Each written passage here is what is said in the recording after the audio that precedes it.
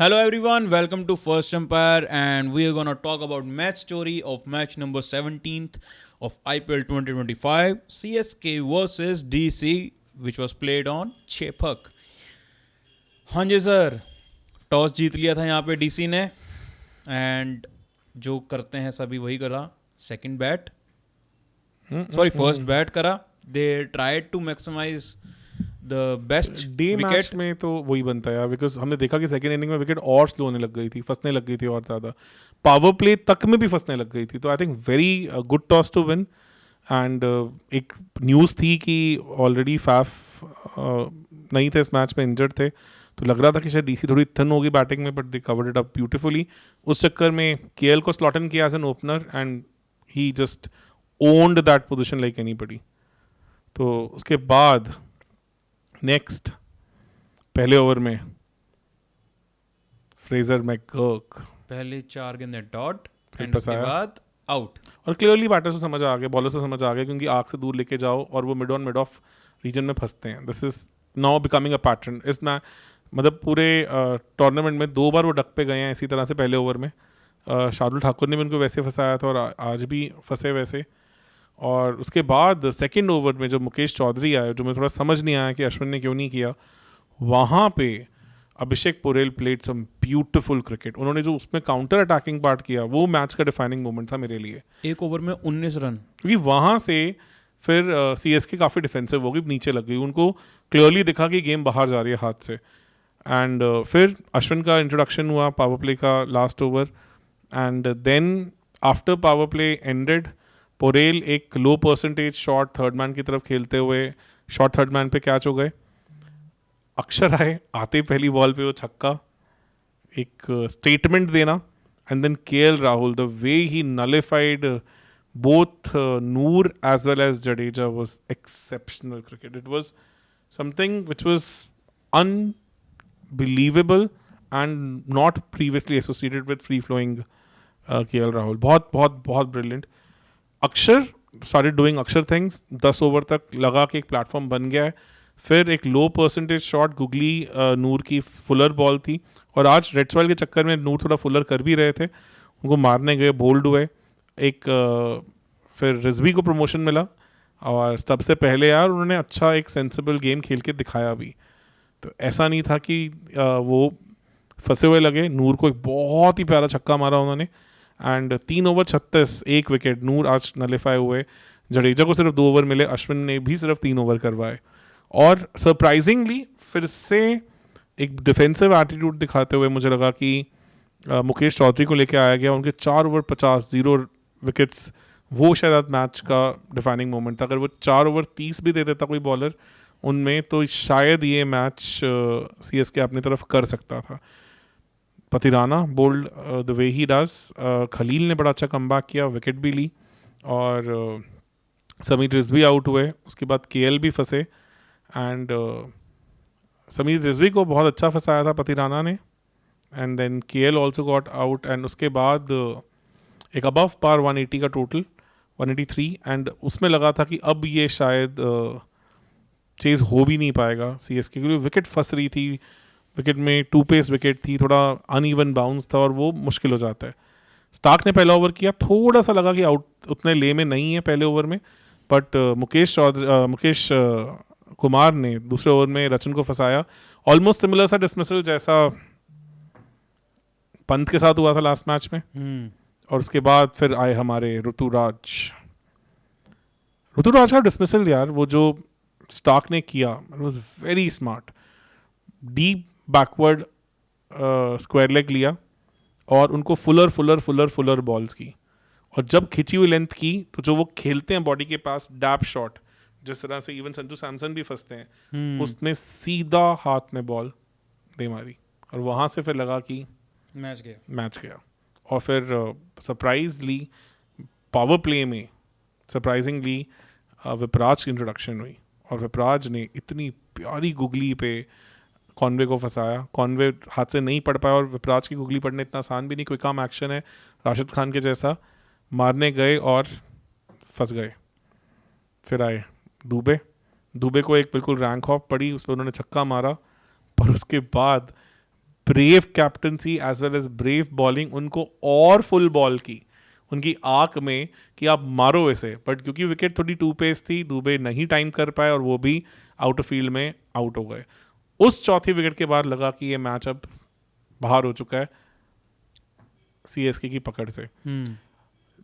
ऋतुराज के आउट होने के बाद आज हमें वहाँ पे विजय शंकर दिखे, दूसरी बॉल पे प्लम एलबीडब्ल्यू थे यॉर्कर पे स्टार्क की, बट उस पर डीसी ने रिव्यू ही नहीं लिया और फिर एक कैच भी छूटा, पर शंकर ने I think still decent batting की, 54 बॉल्स 69 तक वो मार के चले गए। आज अक्षर ने सिर्फ एक ओवर किया, वो भी 17वें ओवर के बाद जाके। पर आज नो डाउट इस मैच में पूरी टॉकिंग पॉइंट था वो यही था कि धोनी आज रिटायर होंगे या नहीं होंगे, मतलब, और धोनी की innings was very painful to watch. उससे पहले इवन जडेजा जो फंसते हैं हमेशा लेफ्ट आर्म फिंगर स्पिनर पे कि वो पैड्स के राउंड खेलते हैं और एलबीडब्ल्यू में फंस जाते हैं, वो चीज़ कुलदीप ने आज गुगली मार के एक्सप्लॉइट की। आउटसाइड ऑफ स्टंप रखी, गुगली उनकी स्पिन बैक करी शार्पली, जो अब उनके सर्फेस से ब्रेक होने लग गई, उन्होंने अपनी पेस पे काम किया है, और जडेजा वो स्कॉट एट द क्रीज और वो प्लम एलबीडब्ल्यू था, प्लम एलबीडब्ल्यू। आउट हुए, 5 विकेट उड़ी एंड फिर आए नंबर 7 पे बैटिंग करने थला MS धोनी। बैटिंग ऑर्डर तो सही था उनका, पर बैटिंग फॉर्म नहीं है उनके पास दिख रहा है। मतलब 56 बॉलें 56 बॉल्स में 110 रन थे, ऑब्वियसली उस विकेट के हिसाब से मैच बाहर जा चुका था, तो फिर जो सीएसके करती है कि एटलीस्ट रन रेट बचाएं ताकि अगले मैचेस के लिए इतना पीछे ना हो जाए, जो पिछले साल भी हुआ कि 14 पॉइंट थे पर वो क्वालिफाई नहीं कर पाए थे बिकॉज ऑफ रन रेट, क्योंकि रन रेट में पीछे रह गए थे। तो थोड़ा टाइम दिया धोनी ने, आराम से खेलने की कोशिश की, थोड़ा Vijay Shankar try to be aggressive, और जब 2 ओवर 54 रन रह गए थे और ऑलरेडी 45 बॉल्स में पार्टनरशिप 56 रन की आई थी, तब स्टार्क आए, एक पंजा दिया और उसके बाद थोड़ा सा मारना शुरू किया दोनों बैटर्स ने मिलके। धोनी ने एक बड़ा छक्का भी मारा जो दिखाया कि उनमें ऑब्वियसली वो एबिलिटी अभी भी है, पर it was too less too late, और फिर 25 रन से आसानी से डीसी जीत गया। और the worst part of the chase was कि एक भी मोमेंट पे ऐसा नहीं लगा कि CSK was in the game. वो जो सेकंड ओवर जब अभिषेक पोरेल ने मारना शुरू किया, उसके बाद से सीएसके कैचअप जॉब करता ही रह गया। 160 वाली wicket, red soil, two paced wicket, 160 यहाँ पे एक अच्छा टोटल था, वो होता सीएसके चेस करती। बॉलिंग प्लान्स उनके थोड़े ज़्यादा प्रेडिक्टेबल हो रहे हैं कि हर बार एक बैटर हाई परसेंटेज गेम खेल के, लो परसेंटेज हाई रिस्क गेम खेल के उनके अगेंस्ट सिचुएशन से बाहर निकल आता है। चाहे बेशक वो हमने पट्टीदार और पडिक्कल को देखा हो आरसीबी के मैच में, चाहे बेशक हमने वो नीतीश राणा को देखा हो आरआर के मैच में, और चाहे बेशक आज हमने वो चीज़ सेम करते हुए अभिषेक पोरेल और अक्षर पटेल को देखा हो। तो ये हाई रिस्क लो परसेंटेज गेम्स में जहाँ शायद सीएसके पहले मिडिल ओवर्स को चोक कर देती थी और फंसा देती थी, वहाँ पे उनके स्पिनर्स शायद उतने इफेक्टिव, जो हमारे स्पिन ट्विंस हैं जडेजा और अश्विन, वो ना अपना कोटा पूरा कर पा रहे हैं और ना उतनी इफेक्टिवली शायद बॉल कर पा रहे हैं। आरसीबी के अगेंस्ट उनको 5 ओवरों में 57 रन पड़े थे। इवन आरआर के अगेंस्ट अश्विन के 4 ओवर में 46 रन पड़े थे, और आज भी कलेक्टिवली इन दोनों ने सिर्फ 5 ओवर किया और उसमें 40 रन पड़े, जबकि 1 विकेट मिली। आई थिंक ये जो चीज़ हो रही है, ये चीज़ शायद सीएसके के फेवर में काम नहीं कर रही, कि बॉलिंग में शायद वो 15 से 20 रन अबव पार खा रहे हैं हर बार, और फिर बैटिंग में पावर प्ले में फंस जाते हैं, जिसके चलते वो फिर मैच का सारा प्रेशर मिडिल ऑर्डर पे आ रहा है, और मिडिल ऑर्डर शायद उस हिसाब से उसे रिस्पॉन्ड नहीं कर पा रहा जो शायद पीक सीएसके कर पाती। चलो सर, लेट्स होप सीएसके कुछ अब नए प्लान्स लेके आए, थोड़ी अटैकिंग क्रिकेट खेलें। yes, और ऑन द कॉन्ट्ररी डीसी 3 में से 3 मैचेस जीत गए और अभी तक वो दिल्ली नहीं पहुंचे हैं। दिल्ली उनके 5 मैचेस में, जिस तरह की उनकी एक्सप्लोसिव टीम है और जिस तरह से स्टार्क और बाकी स्पिन बॉलिंग अटैक कर रहा है, I think they will be looking forward to those 5 matches in Delhi. और क्लियर दिख रहा है कि इस टूर्नामेंट की अभी तक वो टॉप टीम है पंजाब के साथ मिलके। तो let's see. Pre match analysis में हमने ये बोला था कि इनके पास कोई थर्ड स्पिनर नहीं है। Do you take your words back now? Yes, definitely, because विप्राज ने अब मैच आफ्टर मैच परफॉर्म करके दिखाया है। ये भी दिग्वेश राठी की तरह ही after every match he's getting more and more comfortable Yes, and more even- and more even control. इस कैटेगरी में ईशन अंसारी को भी ऐड करना चाहूंगा. And even Vignesh Puthur bhi. बिल्कुल सही. तो ये 4 क्वालिटी यंग स्पिनर्स जिनमें कुछ ना कुछ मिस्ट्री उनके साथ जुड़ी हुई है, आके परफॉर्म करके दिखा रहे हैं जो हमने एक्सपेक्ट इस आईपीएल से पहले नहीं किया था. बहुत बढ़िया चीज़ है आईपीएल के लिए कि young stars are getting unearthed. That's a good thing. यहाँ से अब डीसी जहाँ बहुत ज़्यादा कॉन्फिडेंट होंगे, वहीं पे बहुत ज़्यादा ट्रोलिंग, बहुत ज़्यादा बैशिंग अब हो रही है सीएसके के लिए, क्योंकि जिस तरह से मैच आ रहे हैं. चेपक में 2 रिकॉर्ड्स जो थे 2 टीम्स के अगेंस्ट, एक आरसीबी का 18 साल का और एक डीसी का 15 साल का, दोनों कंसेक्यूटिवली टूट गए. तो एक होता तो बोलते कि चलो वंस इन अ टाइम हो Coincidence गया, हो जाता. कोइंसिडेंट होता है. मतलब 2 हो गए तो क्लियर टीम में बहुत बड़े गैप्स दिख रहे हैं. एंड ऐसा लग रहा है कि सीएसके आज भी आज से 5 साल 10 साल पुरानी T20 खेल रही है. एंड ऑन द कॉन्ट्ररी बाकी टीम्स जो हैं वो सीख गई हैं कि टाइम के साथ कैसे अडेप्ट करना पड़ता है. क्या लग रहा है इस सीज़न में आपको सीएसके अडेप्ट कर पाएगी? बहुत मुश्किल है यार, बिकॉज रिसोर्सेज उतने टीम में दिख नहीं रहे हैं. और ऑन द कॉन्ट्ररी डीसी लग रहा है कि टॉप 4 में आने के काफ़ी क्लोज बैठी है.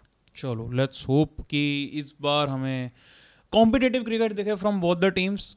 डेफिनेटली ये तो नहीं चाहते कि ऐसे से वन साइडेड मैचेस हों, पर अभी तक का तो हाल यही है कि जो पिछले साल के टेबल टॉपर्स थे वो इस साल बॉटम टॉपर्स हो गए हैं.